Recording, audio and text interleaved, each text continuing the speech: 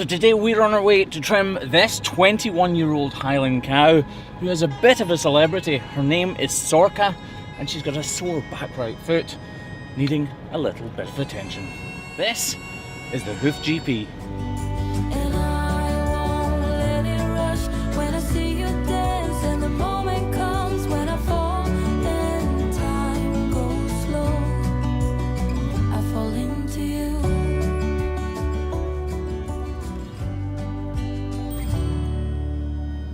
So this is the little village of New Luce, which sits high up in the hills behind Glenluce in southwest Scotland, and there's a farm very close to here called Coos and Ewes, where you can actually go on a safari in amongst Highland cows. And today we're on our way to trim this cow, Sorka, a 21-year-old Highland cow who's got a bit of pain in her back right foot. These cows have huge horns and we're not used to trimming them. So we've got our fingers crossed as we drive through this beautiful countryside that everything goes smoothly.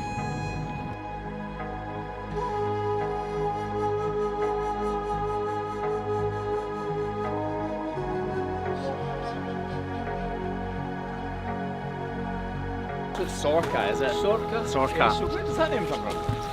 oh, it'll be garlic, I would imagine. We bought her. Cottage. We bought her 18 years ago. Right, okay, She's been here ever since. Look at the She doesn't have calves anymore. She's a model. I can't decide which foot she's laying on because she's going. Right, she's got a wee issue on both. It's the rear far foot Yeah. on the far side. Okay, cool. So do you want us to work in this pen here, yeah? Can you do that? Yeah, we'll use that far corner too, yeah. So we're just trying to figure out the best plan of action. There's no race here, and obviously we need to make sure the cow's as safe as possible, but also goes into the crush as easily as possible and as quickly as possible. So we're going to set up in this pen, but we've got enough gates, so it should go fine. As long as cows know the length of their horns. They're a bit like cats with their whiskers. So yeah, should be fine. Right, let's crack on, and then we'll know if it is fine or not. Just look at how incredible she is. Stunning, absolutely stunning.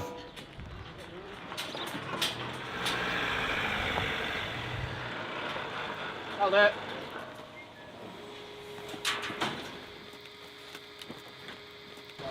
So we just need to get set up as quickly as we can. Now, we want that trailer out. She's actually quite stressed, looking at her straight away, and we don't want her getting stressed out because then bad things happen. Right, so we don't want her to think she can escape in any way whatsoever, and we need to guide her round the back of the cushion in, so we're using more gates than it probably looks like is necessary, but you're better to do it right the first time rather than wrong a few times and then right, if that makes sense.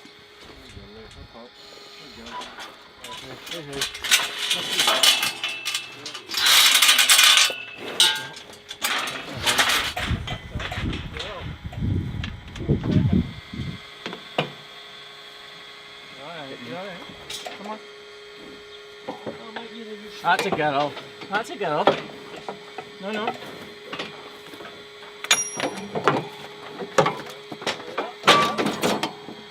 So we need to take these ropes off in case they got tangled in Sorka's horns. But now we need them back on to support her.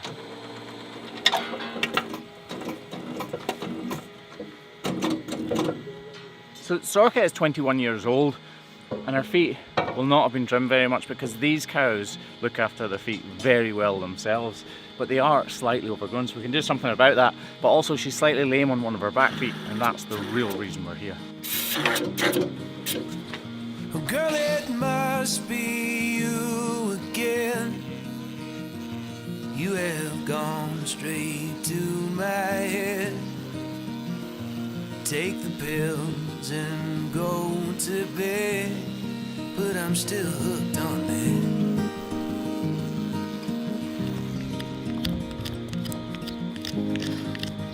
Feet are clearly really good. They're really nice and hard, which when we've had all this wet weather is surprising actually. Cows don't get to be 21 years old if they don't have good feet. When I am next to you. Sorka has looked after her own feet perfectly well for the last 21 years, so I'm only going to be doing the very minimum required. Right, so this is the foot that we think she's sore on, so it should be interesting to see what exactly is wrong. Highland cattle have shorter legs than a lot of breeds of cattle, which is why I'm struggling slightly to get her feet up onto this paddle. By moving the strap further up her leg, it'll pull her leg slightly further back, and I should be able to get the angle to get it onto the paddle. Just about there. I asked your father for your hand, but it didn't matter what he said. Sorka here and the rest of our herdmates belong to a wonderful herd of cattle here in southwest Scotland. They live on moorland grass, and actually this place is rather well known. Going by the name Coos and Ewes on Instagram, this farm is open to the public, and Sorka here is the star of the show. So for me, the pressure to find the problem is well and truly on. To be honest, I'm struggling to find exactly what's wrong. Has she been lame in the past? Exact same last year. Yeah. Same Alright. time of year. Okay, that makes sense. She's got a crack right up the top of her, the front of her foot, right up in here. Yes. If you come here, you'll be able to see. Look, basically, she's been ill at some point, just slightly, and had a wee bit of inflammation in it, and that's let a crack in. Yeah. So this time of year, as everything's getting a little bit drier and stuff, it'll start to crack out a bit like a riverbed. I know it's not been dry, Yes. but they just crack like riverbeds. Because she's a wee bit lame just now, we'll put a block on this, and that'll take the weight off that. So it'll let it kind of heal a wee bit again, but then it'll just do the same again next year. Same here. It's an age thing. Yeah, it's just an interesting. Yeah. Comes to us all. I know what it feels like. Yeah. Right, yeah. Well, at least now we know. Yeah, exactly. Now you know that. Yeah, it's nothing major to worry about. Although this isn't an incredibly huge problem, unfortunately for Sorka, it's going to affect her for the rest of her days. She has what's known as a tyloma up in between her feet here, and that tyloma is affecting the growth and the cracking of the hoof horn that it's located on, meaning that every year when the weather begins to dry out, that crack re-emerges and it's not pliable anymore. You see, when cows' feet are wet, they're soft and pliable, and any cracking will flex around the tissue within the cow's feet. But when that hoof begins to dry out, it will really irritate the corium beneath, which is exactly why Sorka experiences a small amount of lameness at the same time every single year, because it takes a few weeks for her to get over it. Applying a block, as we're doing right now though, should help to take the irritation and the inflammation away from that hoof, so she should become much more comfortable in a relatively short amount of time.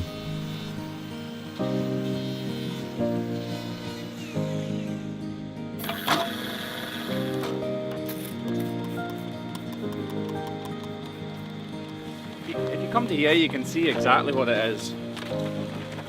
So see there, look, see that bit there? Oh yeah. So that's interrupting the horn growth up here. All of the hoof horn is growing up here, and then this little blob that's sticking down, the tyloma, is interrupting the growth of the horn, and it's just aggravating the corium inside. Right. So it's like, you know, like if you did this all day, eventually your hand would start to swell up and it'd be sore. So us putting that block on there is going to stop you from doing that all day. Yeah. So the swelling will go down, and then it shouldn't be aggravated so much. Super job. But yeah, it'll just wear out or fall off. Yeah.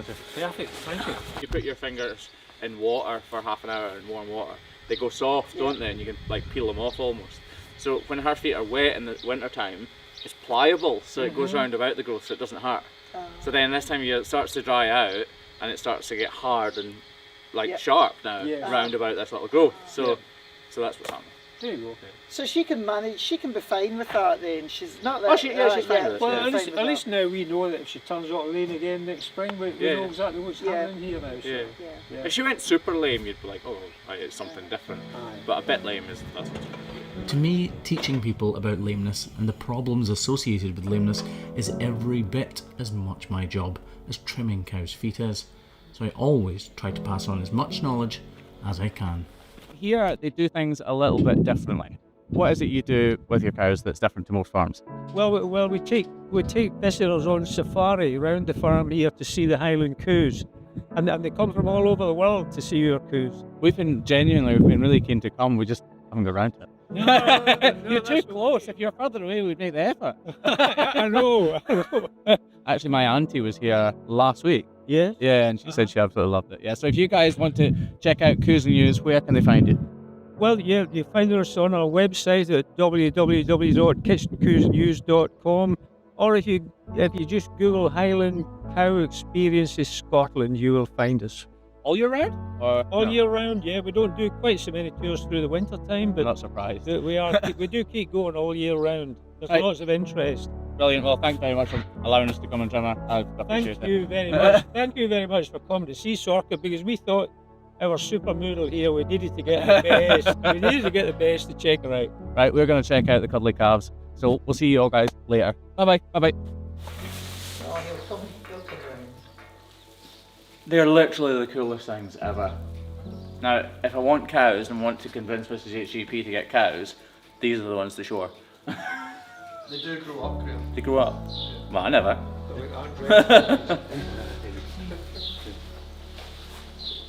They're honestly so cool. Tourism, we've got 2 boats that are going to Ports, so if you ever want to beat the crossbred Highland, Look.